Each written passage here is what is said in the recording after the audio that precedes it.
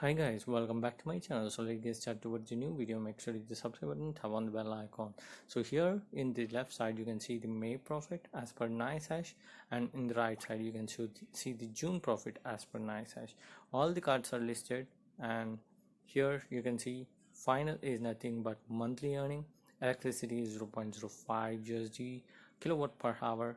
The rate of interest has been changed in the May month from 3 months to 6 months, and then on the right side you can see the rate of interest of May month. From 3 months it has moved to 5 months, and from 6 months it has moved to 9 to 10 months.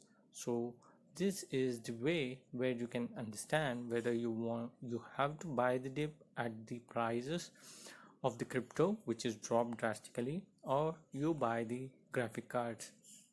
And here earlier sheet you have seen the US dollar prices or the profit, and in the right side now in the other sheet we are seeing the Indian prices.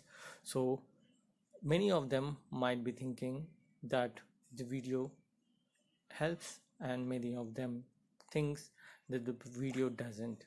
So it all depends upon your thinking whether you have to invest in cryptocurrency or you have to invest in the graphic cards at the scalp prices.